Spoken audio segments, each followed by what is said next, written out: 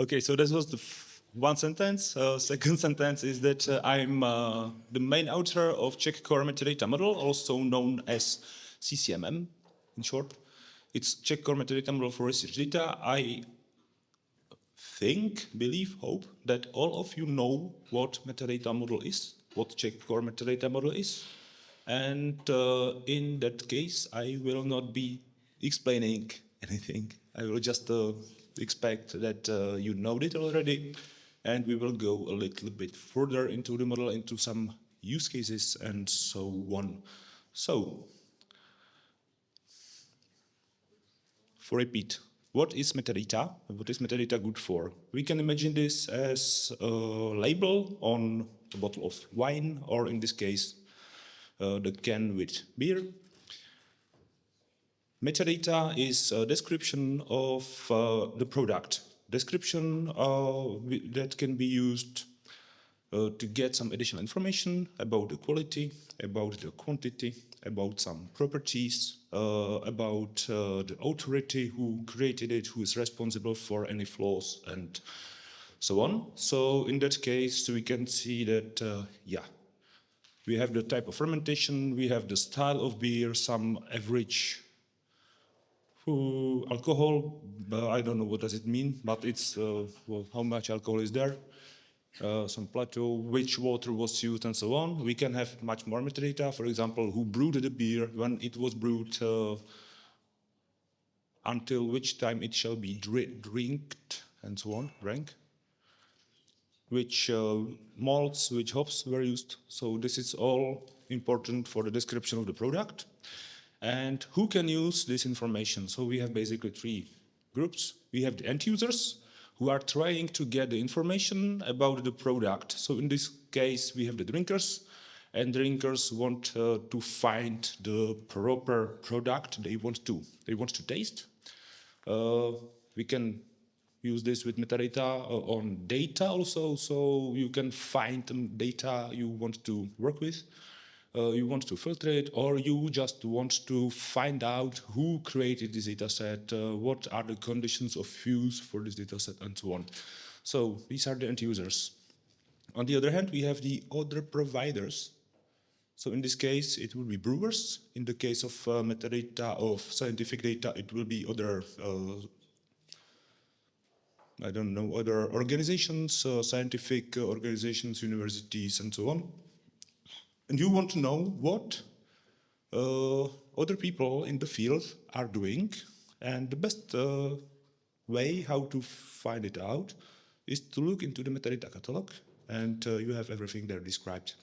And the third group here is the governance. So in case of breweries, the governance may be the trade inspection, some hygiene inspection, and so on. So you need to check if everything is all right and every legislation was fulfilled and so on.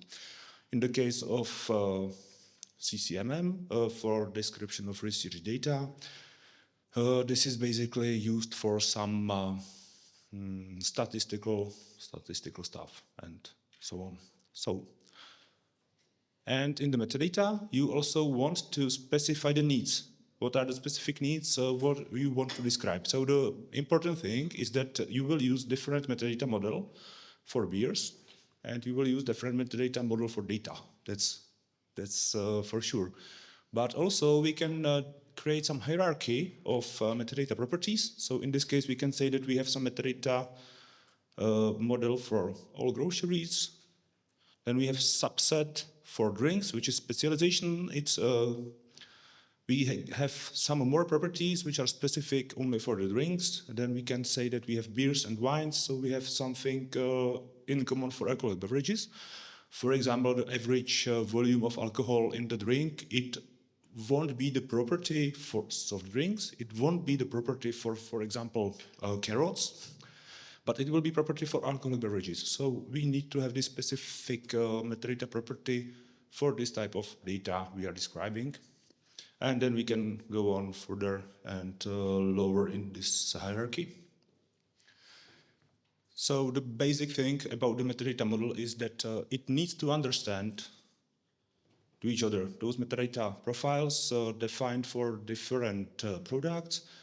If we want to use it at the same level, we need them to understand each other at least a bit, at least something, which means that it is okay, it is a good idea to have some common metadata model, which will be on top. And from this metadata model, we will derive the new properties for the specific needs. And we will then know that at least the core level is understandable for everyone who's using this profile. Okay, let's go on. I have basically three things I want to talk today about. So first one is that we are working actually on the version, I pressed something. Yeah, on the version 1.1.0 of the Czech Core Metadata Model.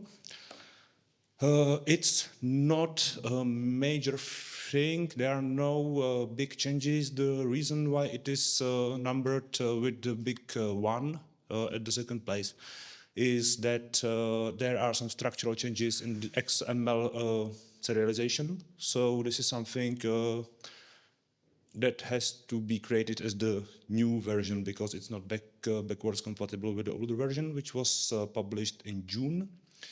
This one has, there are 67 commits, and we have started to work on it on the 14th September, so like 2 months ago.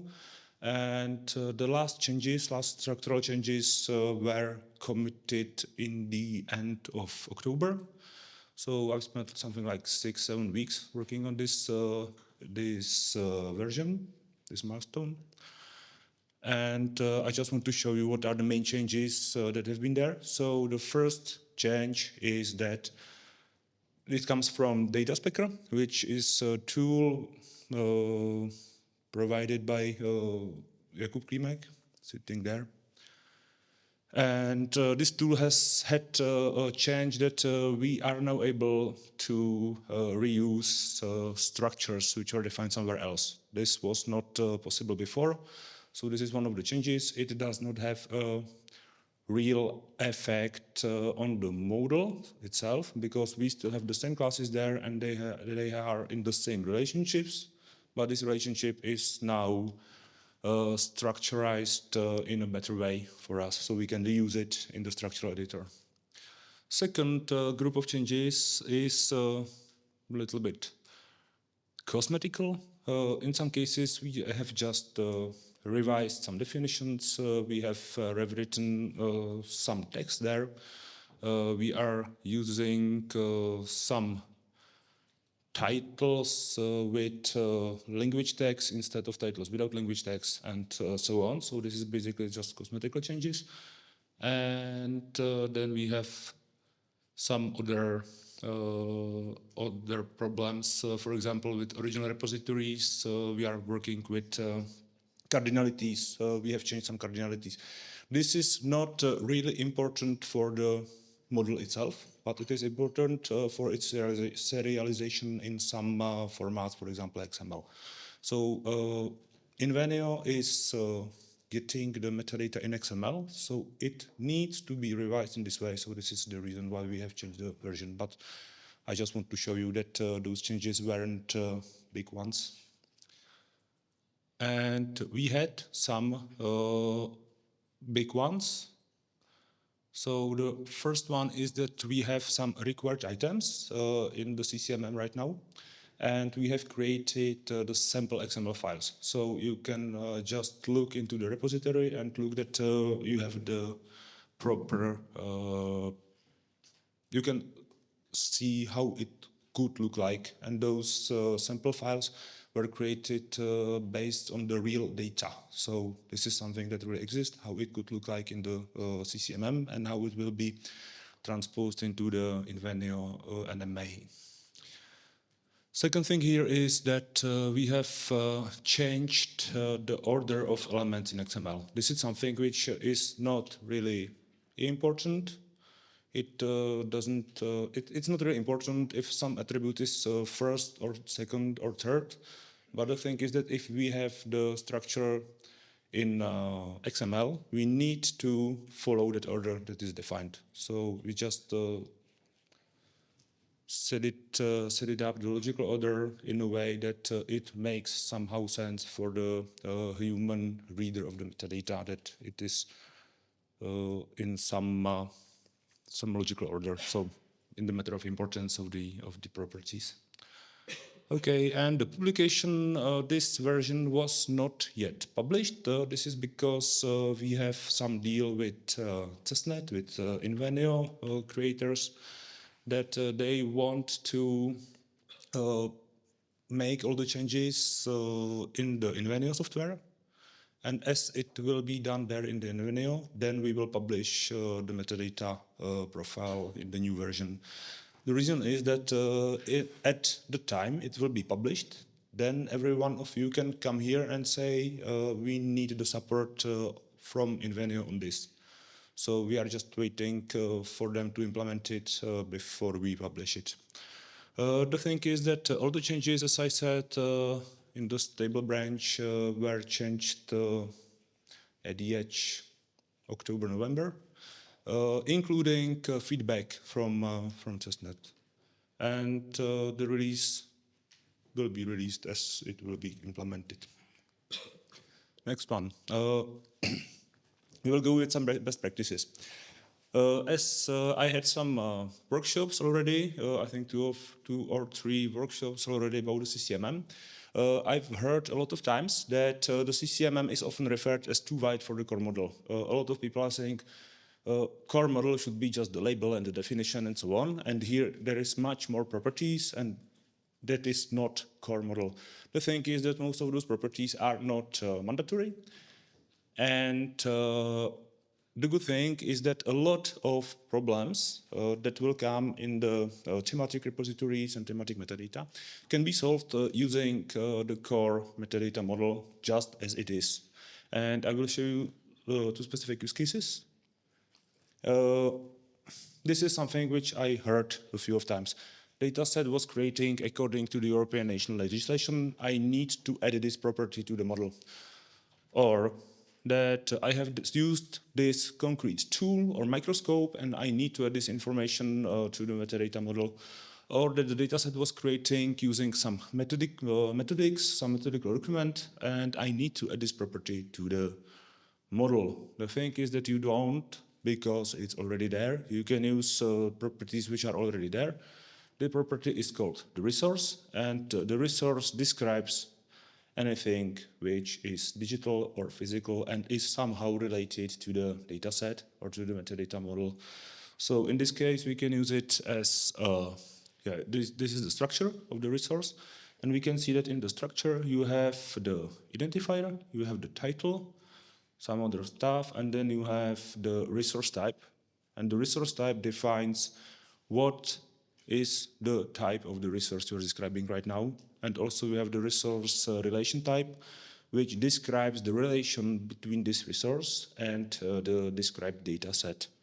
So we can use it in this way. And also we have some code lists which are recommended to use. The thing about the conceptual model here is that we cannot define in the data itself what is the code list from which we take the values. So this is done as a usage node. In the usage node, we have written that use identifier of a value from the register COAR repositories resource types. So we are reusing the resource types from COAR. And this is how it looks like. If you look at this page, you can see this code list, which has a lot of concepts. Between those concepts, we have something which is called physical tool, which can be used for the, which can be used for example, we have the sampler, and this sampler is research instrument. Okay, so it's not physical tool, it's research instrument. It's hierarchical, so basically it's something which is called physical tool, and then you have the sub-concept which is called research instrument. So this is the research instrument, and this has some identifiers. So this is the identifier of the resource type. And here we have the resource URL, which refers to the specific tool. So there you can see what is the definition of that tool and so on. We can use something similar for the legislation, but in this QR code list, there is no value for legislation document. So we are just using the text, which is, in my opinion, not very good, but it should be added there. Okay. Yeah, that's it. But in here we can use the relation type, which is referenced by. So we are saying that this data set is referenced by this legislation document. So this is the reason why it was published or created. Second use case is about funding. Teď mi říkala 5.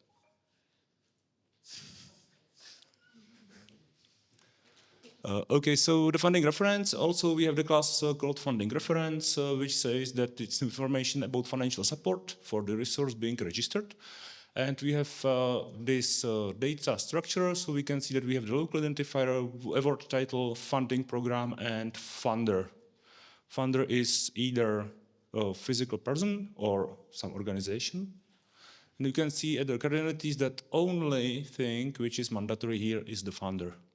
So we can have two basic use cases. We have some grant funding, some award, and this award will be defined in this way. So we have the local identifier, which is identification of that grant within the system, some name of the grant, some funding program from which it was granted, and then we have the funder. So in this case, we identify it by both ROR and DOI, and it's Ministry of Education, I don't know. Yeah, education. And then we have institutional funding, because there was a lot of people asking, how can we use the funding reference? We have only organizational funding or institutional funding. So we will do it in the same way, and it's by using the has funder. So we will just say that the funding reference is referencing only to the funder, which is, in this case, Czech Academy of Sciences. And this is, yes, my last slide, which I hoped I will not make it, and we don't have time, so I don't make it, and you can ask me later. This is about the interoperability. In short, we are using the CCMM because it has some upper level metadata models, which are very well known and widely used in European catalogues, in EU Node. We will use this in an NMA, and we can create some mappings and crosswalks from CCMM to some other XML structures, metadata formats such as OpenAIRE, DataSite, or RIV, which is something I think Petra will talk about it a little. Yeah, a little. So that's all from my side, and thank you for your attention.